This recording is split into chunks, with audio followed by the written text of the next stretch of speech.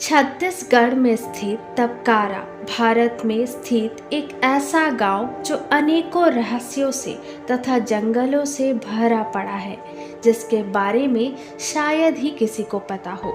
इस गांव के ठीक बीचों बीच एक इव नदी बहती है, जिसके किनारे एक बहुत पुरानी शिव मंदिर स्थापित है।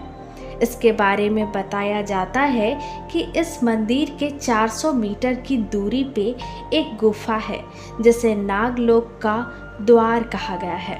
ऐसा माना जाता है कि जो इस गुफा के अंदर प्रवेश करता है वह कभी वापस नहीं आता, इसलिए इस गुफा के दरवाजे को हमेशा के लिए बंद कर दिया गया। लोगों का मानना है कि इस इलाके में रावण की बहन शूर्पणखा ने शिव की पूजा अर्चना की थी। साथ ही साथ भगवान श्री राम और माँ सीता ने भी शिव की पूजा आराधना यहीं पे की थी। ऐसा माना जाता है कि स्वयं नागराज माता सीता की रक्षा किया करते थे। विष्णु पुराण के अनुसार ऋषि कश्यप की कई पत्नियां थी। उन्हीं पत्नियों में से एक पत्नी का नाम था कद्रु, जिन्हें नागों की माता के रूप में जाना जाता है। अथर्ववेद के अनुसार सांप इंसानों के साथ रहा करते थे और उन्हें जीवन का सही मार्ग दिखाया करते थे। कहा जाता है कि शेषनाग ऋषि कश्यप और माता कद्रु के बड़े पुत्र थे। उनकी माता और भाइयों के बीच मनमुटाव होने की वजह से वे गंधमादन पर्वत में तपस्या करने के लिए चले गए थे और तपस्या करने लग गए, जिनसे प्रसन्न होकर ब्रह्मा जी ने उन्हें पाताल लोक का राजा घोषित कर दिया। फिर उनके बाद शेषनाग विष्णु जी की भक्ति करने लग गए तथा उनकी सेवा करने लग गए। कहा जाता है कि शेषनाग ने पृथ्वी को अपने फनों पे उठा रखा है। अगर हम वासुकी की बात करें तो ऋषि दुर्वासा के द्वारा दिए गए श्राप के कारण जब जगत के सारे देवताओं की शक्ति छीन हो गई थी, तब वे सारे परेशान होकर विष्णु जी के पास गए थे और समाधान के रूप में विष्णु जी ने देवता और राक्षसों के बीच समुद्र में समुद्र मंथन कराई, जिसमें विंध्याचल पर्वत और वासुकी को रस्सी बनाकर समुद्र मंथन कराया गया था और उस मंथन में अनेकों बहुमूल्य चीजें निकली थी, जिसमें से एक था अमृत, जिसको पीने के बाद देवताओं की सारी शक्तियाँ वापस आ गई थी।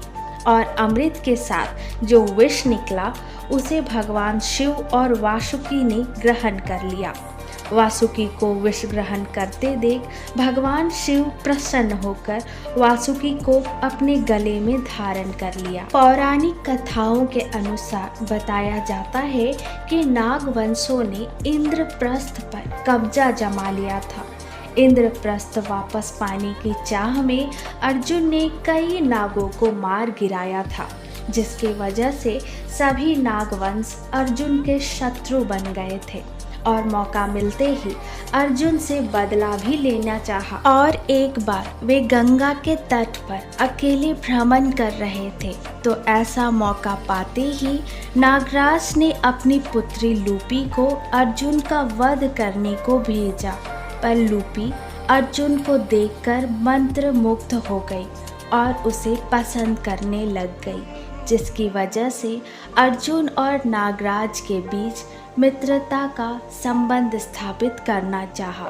साथ ही साथ अपने पिता के पास अर्जुन से विवाह का प्रस्ताव भी रखा और अर्जुन ने इसे स्वीकार भी कर लिया। समय पश्चात दोनों का एक पुत्र भी हुआ, जिसका नाम था इरावन। पांडव और कौरव की शत्रुता के कारण नफरत की वजह से दुर्योधन ने मन की शांति के लिए गंगा नदी के किनारे एक मंडप बनवाया था, जहां सारे भाई समय व्यतीत करने के लिए चले गए थे।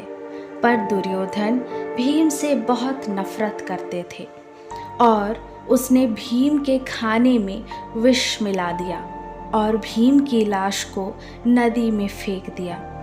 भीम की लाश बहते बहते नागलोक पहुंच गई, जहाँ नागों ने भीम को उसके हृदय को छोड़कर सभी जगह को डस दिया, जिसकी वजह से भीम को होश आ गया। जिसके बाद नाग दरबारी उसे नागराज के पास ले गए, जहां उसे आर्यका नामक नागराज से मुलाकात हुई, जो माता कुंती के परदादा थे।